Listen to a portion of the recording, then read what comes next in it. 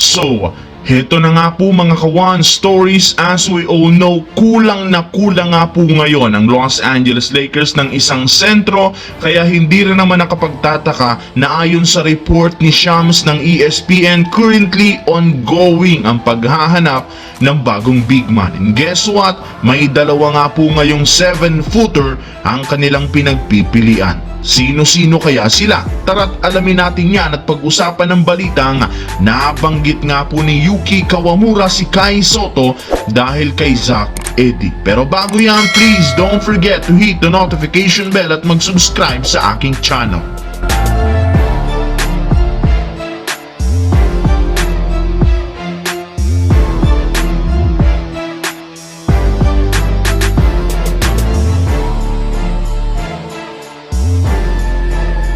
Ang video ng ito ay hatid sa inyo ng 1xBet. Suportahan at manalo sa inyong paboritong kupunan sa NBA, PBA at ngayong Paris Olympics. Maaaring makakuha up to 12,000 cash bonus sa inyong first deposit gamit ang aking promo code. Pag tama ang prediction mo, panalo ka. Pindutin lamang ang link sa comment section at mag-register gamit ang iyong GCash account para makapag-cash in at cash out. Isang paalala, tumaya mga kawan stories ng responsable.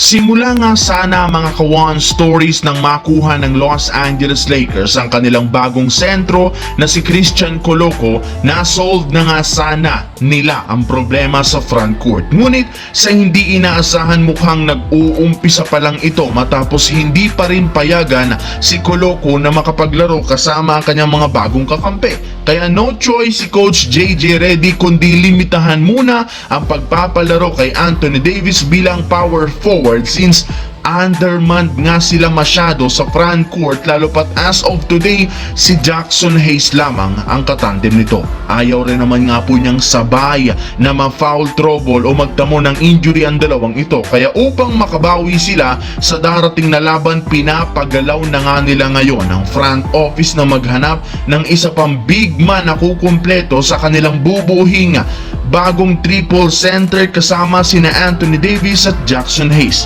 And base nga po sa isang source, meron nga ngayong nakitang dalawang bagong sentro na madali lamang nilang makukuha sa isang trade na parehong 7-footer na sina Nick Richard ng Charlotte Hornets at si Walker Kessler ng Utah Jazz na pareho na nga pong inoffer ng kanilang team kay Rob Pelinka. Samantala, patuloy pa rin naman nga pong pag-struggle ng Asian superstar ng Memphis Grizzlies na si Yuki Kawamura ngayong preseason.